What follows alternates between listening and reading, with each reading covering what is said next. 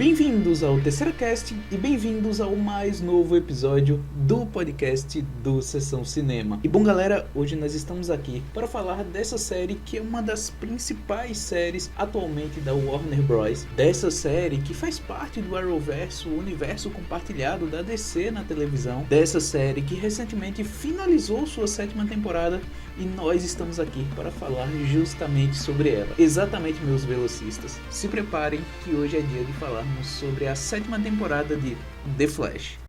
Bom galera, antes de começarmos a falar sobre a nova temporada da série, eu queria pedir para que vocês nos sigam lá nas nossas redes sociais. Tudo vai estar aqui na descrição do aplicativo que você está escutando esse podcast. Se você estiver escutando lá no YouTube, os links vão estar todos na descrição. Nos sigam lá no Instagram, é a nossa principal rede social, postamos literalmente tudo lá. Mas a gente também está lá no TikTok, no Pinterest, lá no Hotmart Sparkle. A gente tem duas comunidades, uma do TerceiraCast, onde esse podcast vai estar, e outra sobre o Sessão Cinema, onde a gente posta uma série de coisas. Temos o nosso livro também lá, Elementos de Omni, no Wattpad. É só vocês pesquisarem que o primeiro resultado é o livro. Enfim, tudo sobre o Sessão Cinema vai estar nesses links, acessem lá na descrição. Bom galera, e por que exatamente falar de The Flash agora? Já faz bastante tempo que a série terminou, não é? Essa nova temporada. E por que a gente escolheu falar nesse momento? O primeiro é o fato de que, por conta dos vários lançamentos grandes que a gente teve no cinema, não sobrou muito espaço pra gente falar sobre Flash ou sobre qualquer outra série,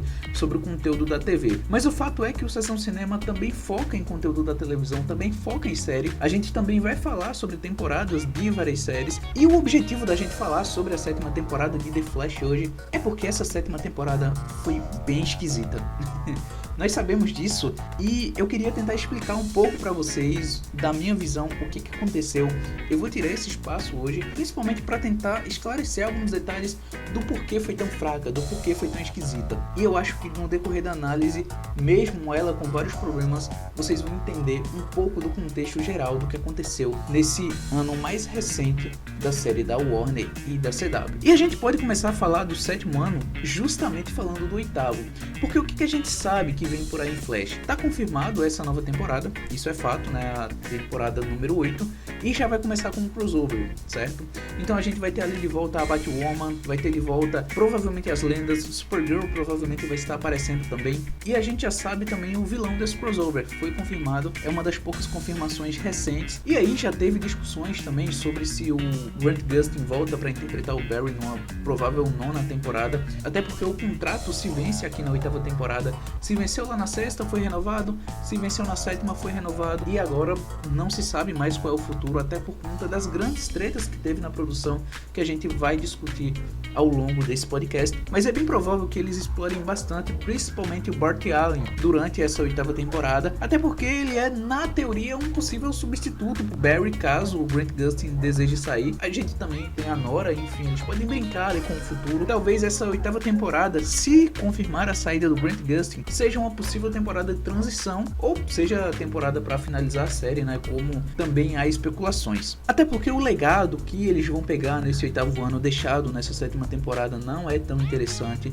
principalmente por coisas como o roteiro. A 7ª temporada foi uma temporada muito afetada por conta da pandemia, a gente sabe disso. O final da 6ª temporada foi dentro dessa 7ª, se eu não me engano os 3 ou 4 primeiros episódios do início dessa temporada foram da temporada anterior, então a temporada já começou meio desbalanceada, você não entendendo muito bem qual era o começo da 7ª, o final da 6ª. Se eu não me engano, o primeiro episódio efetivamente da 7ª foi justamente o 4º, e a gente começa a 7ª temporada focando no Godspeed, esse vilão que a gente esperou tanto tempo para ver dentro da série do Flash, acabou sendo de certa forma um pouco mal explorado. O vilão acaba ganhando destaque bem gradativamente ao longo da série. No começo aparece pouco, aparece na verdade como clones, e aí a história vai desenvolvendo junto com as forças, que é um arco meio paralelo que a gente vai discutir ainda nesse podcast. Mas o vilão começa a tomar destaque ali no final da temporada, nos últimos episódios, acho que especificamente ali nos 5, 6 últimos episódios. E é um vilão muito mal explorado, é um vilão que aparece muito pouco justamente pela grandiosidade que seria o God Godspeed. O Godspeed vem sendo especulado ali desde a terceira temporada, desde que apareceu o Savitar, que se denominava ali como Deus da Velocidade.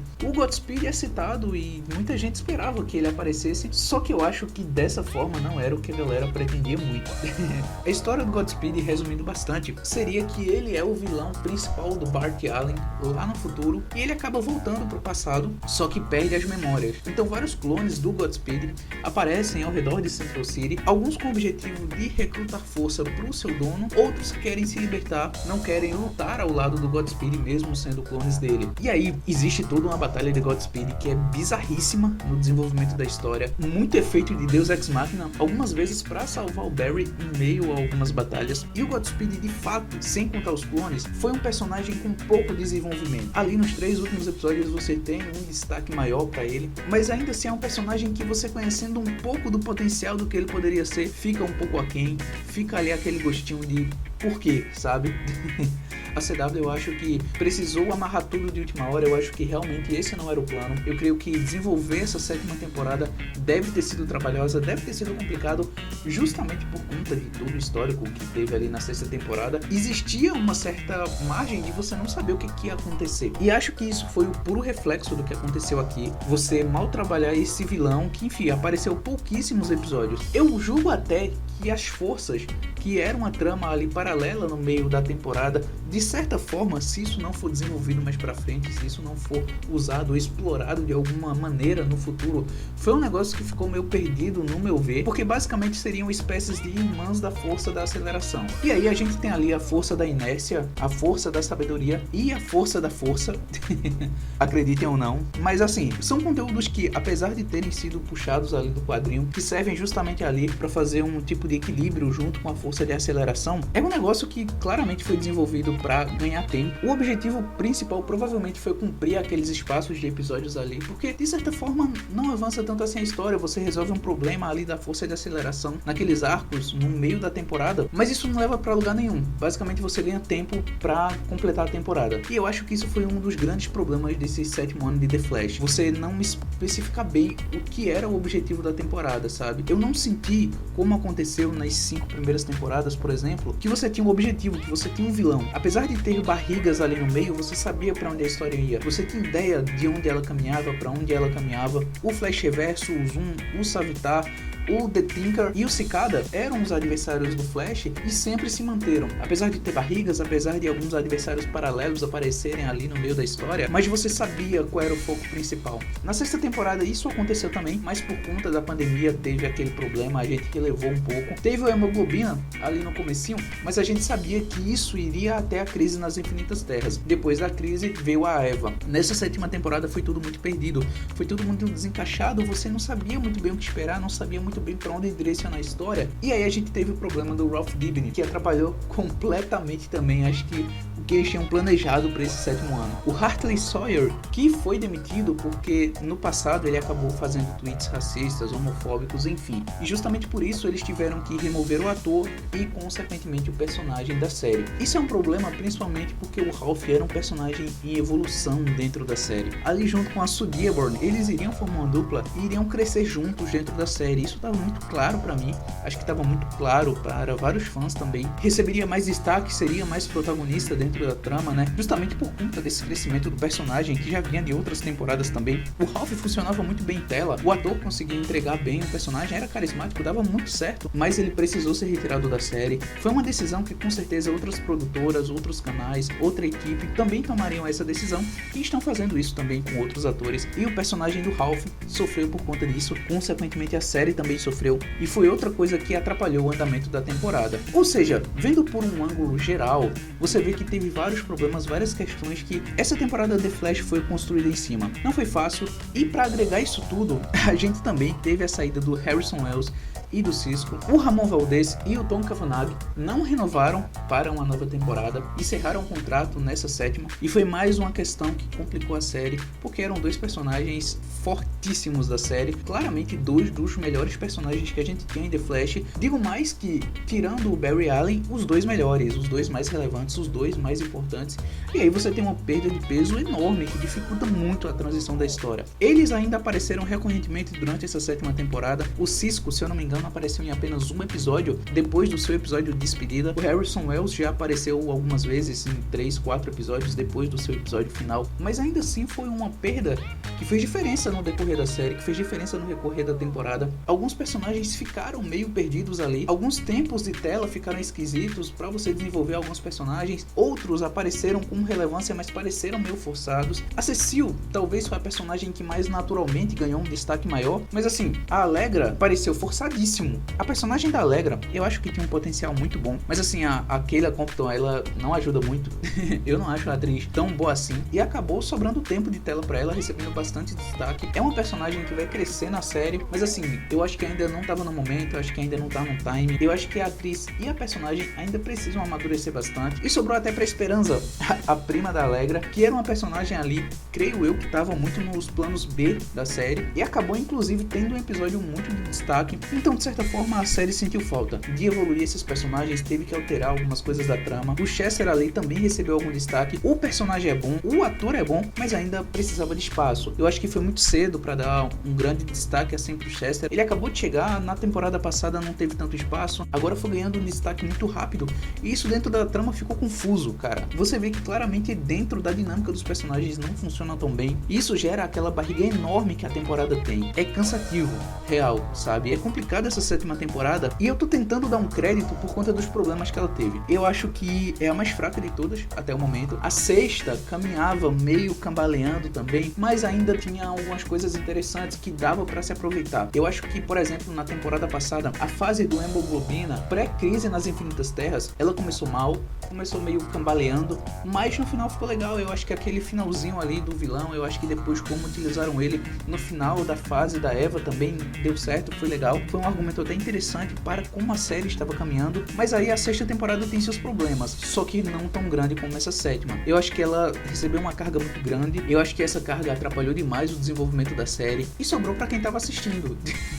Sobrou para quem esperava mais, sobrou para quem queria se divertir, sobrou para quem queria ver alguma coisa interessante aí no decorrer da série. A gente já falou de vários personagens até o momento, mas a gente ainda não falou da Caitlyn e da Nevasca, que foi outra questão bem estranha dessa 7ª temporada. Eu não pesquisei sobre o assunto, porque assim, eu queria dar minha visão crua sobre a situação. Eu posso estar enganado, mas pareceu que a Danielle Parnabaker não queria mais se vestir de Nevasca, se maquiar e fazer todo aquele processo. Eu posso estar falando besteira, eu corrijo isso aqui depois em outro podcast se eu tiver errado, mas assim, o sumiço da Nevasca, aquele lance de prisão perpétua, foi uma história muito estranha. Outra coisa que foi bem mal construída, foi muito rápido também e puxou coisas que, assim, pareciam meio irrelevantes para fazer o crescimento de uma personagem nova que iria fazer ali uma parceria com o Joe West futuramente, mas também foi uma história muito esquisita e eu não consigo encontrar um argumento a não ser a pedido da Danielle Parnabaker de não ser mais a Nevasca. Essa teoria depois eu quebrei ela na minha cabeça, mas ainda assim a Nevasca teve menos tempo de tela, a Nevasca não foi usada tanto quanto estava sendo usada antes, então para mim pareceu que a Danielle Parnabaker estava cansada de ser a Nevasca. Eu gosto das personagens, tanto da Caitlyn quanto da Nevasca, mas eu acho que a Nevasca até funciona melhor do que a Caitlyn.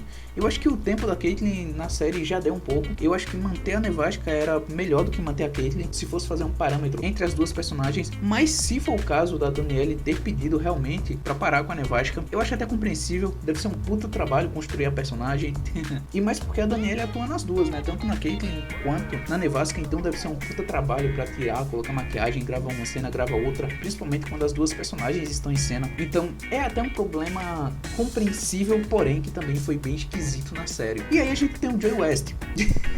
O Joey, ele teve um arco ali pro final da temporada que foi com a personagem nova que foi apresentada, e foi outro arco também que ficou bem fora do padrão. Eu acho que o Joey, ele tem algumas histórias interessantes, principalmente ali quando a Cecile apareceu. Eu acho que ele tem ali o personagem mais de mentor, de ficar tranquilo, de ficar de boa, e eu acho que dá certo. Eu acho que não precisa exigir tanto do personagem assim. Nessa nova temporada, eu acho que eles tentaram dar uma voz maior ao Joey, dar uma postura maior, ter uma personagem ali pra fazer um duo com ele, né? Mas também ficou um pouco fora do padrão. Eu acho que ficou esquisito. Foi um arco fraco e eu não sei se vai dar em algum lugar também. E o meu medo da 7ª temporada no geral é isso, sabe? É você construir isso tudo, construir a história das forças, construir esse arco do Joe, ter esse problema da Nevasca aí, que inclusive desenvolveu um romance amoroso nessa nova temporada e não chegar a lugar nenhum. Esse lance do Godspeed também é outro que, assim, terminou na 7ª, mas eu sinto que precisa ser explorado um pouco mais, não sei sei se vai realmente. Mas enfim, o meu medo da 8ª temporada vai muito em torno disso, cara. Eu espero que tudo isso seja ajustado.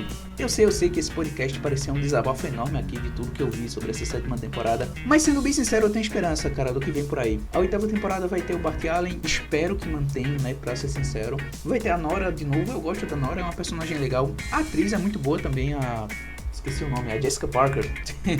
A Jessica Parker eu gosto bastante dela. E eu espero que eles consigam salvar um pouco do que foi feito nessa 7ª temporada. Eles não vão ter tanto tempo assim pra explorar, né, essa construção da 8ª temporada. Mas enfim, tem a lição da 7ª, não é? Não sei realmente qual é o futuro de The Flash, não sei o que eles vão fazer pra resolver esses problemas. Mas se continuar assim, a audiência vai continuar caindo e o provável fim da série vai ter que chegar. Mas enfim, galera, isso foi o que eu tinha pra falar sobre a 7ª temporada do The Flash. Foi uma análise / desabafo. Mas eu realmente espero que vocês tenham gostado e que tenham entendido um pouco também do que aconteceu nesse novo ano da série da Warner. Mas é isso. Muito obrigado se você escutou até aqui. Fiquem com Deus, nos sigam em todas as redes sociais, tá aqui na descrição da plataforma que você está escutando. E é isso. Até a próxima aí. Tchau.